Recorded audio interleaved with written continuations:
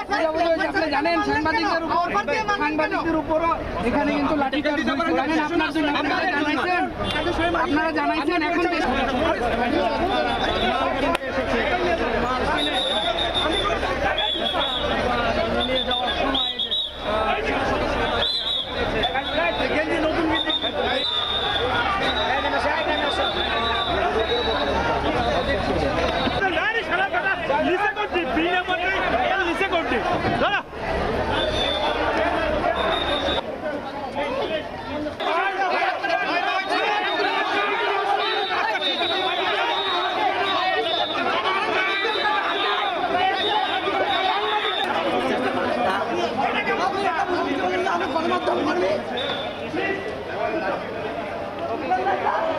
আমরা আসছিলাম সাধারণত লাইফওকে একটা অনলাইন পেজ আছে, এনারা অনলাইনে একটা পোস্ট দিয়েছিলেন যে আজকে বগুড়াতে তাদের শোরুম উদ্বোধন হচ্ছে এবং এইখানে তারা চেয়েছিলেন যে খুবই একটা রিজনেবল প্রাইস এবং ডিসকাউন্টে যারা ইয়াং জেনারেশন আছে তাদেরকে নতুন পোশাক দেওয়ার জন্য।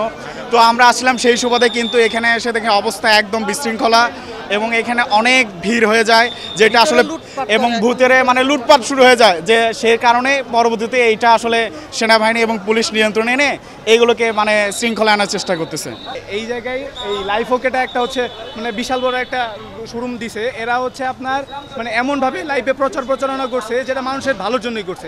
যারা 10-15 হাজার টাকা চাকরি করে ওদের তো একটা মানে অন্য জায়গা থেকে মার্কেট করতে গেলে অনেক হিউজ পরিমাণ টাকা লাগে। এই জায়গায় সেই জন্য শুভ ভাই একটা ভালো একটা প্রতিষ্ঠান দিছে, সে জায়গায় অল্প দামে আমরা অনেক কিছু পাইতেছি।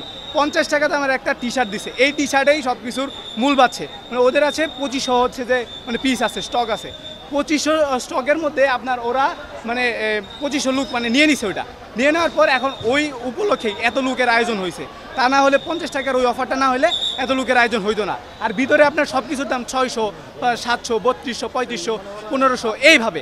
তাহলে মানুষ মানে হুজুকে একটা বাঙালি কথা আসছে না, ওই অবস্থা করে ভিতরে চলে গেছে। আর আমি মূলত আসছিলাম কোচিং থেকে বের হয়ে যাওয়ার সময় দেখি অনেক লোকজন হই হাল্লা, তারপরে আইন শৃঙ্খলা বাহিনী এখানে প্রোটোকল দিচ্ছে। তো তারপরে আমার একটু দেখার আগ্রহ জাগলো, তো আমি এখানে আসছি। আসার পরে দেখি এখানে কাপড় চোপড় লুট দিচ্ছে, যে যার মতো নিয়ে যাচ্ছে। তারপরে সেনাবাহিনী আসার পরে কিছুটা পরিস্থিতি নিয়ন্ত্রণে আসছে। যে অফার দিয়েছিল সেই অফারের শুনে আমি দৌড়ে আসলাম বাসা থেকে।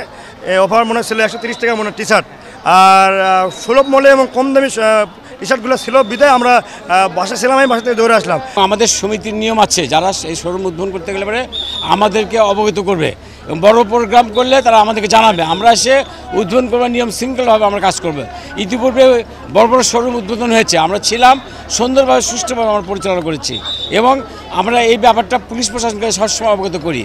আজকে যে ঘটনা ঘটেছে আমরা কেউ জানি না, এটা আমরা সকালে ঘুমের থেকে উঠে আসে দেখি যে এই অবস্থা হয়ে আছে। এই জন্য বাড়ির মালিক এবং শোরুম মালিক দায়ী থাকবে। এটা শুধু এই শোরুমটা না, পাশে যে শোরুমগুলো আছে যদি লুটতরাজ হয় তাহলে আমার বাড়ির মালিককে এবং শোরুমের মালিককে দায়িত্ব বহন করতে হবে। এটা